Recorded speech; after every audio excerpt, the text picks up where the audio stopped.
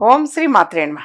ఇప్పుడు తెలియజేసే అంశము లక్ష్మీ అమ్మవారి యొక్క అనుగ్రహము అనేటువంటిది కలిగి ఎనలేని సంపద మన సొంతం అవ్వాలి అనంటే ఈ చిన్న పరిహారమే తెలియజేస్తానా. ఆ పరిహారం ఆచరించడానికి ప్రయత్నం చేయండి. మీరు చేయాల్సిందల్లా దీనికోసము అని చెప్పేసి గోమాతకి అంటే ఆవుకి మాత్రము మీరు తప్పనిసరిగా నెయ్యి బెల్లము ఈ రెండింటిని అన్నంలో కలపండి. మామూలు వైట్ రైస్ అన్నంలో నెయ్యి బెల్లము ఈ రెండింటిని కలిపి ఆ మూడు కలిసినటువంటి ఆ మిశ్రమాన్ని గోమాతకి ఆహారంగా తినిపించండి. గోమాతకి ఆహారంగా పెట్టండి నాన్న. ఎప్పుడు పెట్టాలి అన్న సందేహం కలుగుతుందేమో.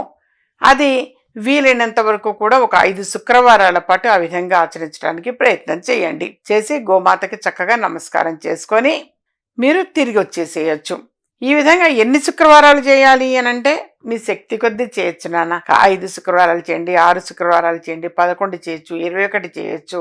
శుక్రవారాల పాటు మాత్రం తప్పనిసరిగా లక్ష్మీప్రదంగా అనమాట. ఇది లక్ష్మీ అమ్మవారి యొక్క అనుగ్రహం కోసము అని చెప్పేసి ఆవు నెయ్యి బెల్లము ఈ రెండింటిని అన్నంలో కలపండి.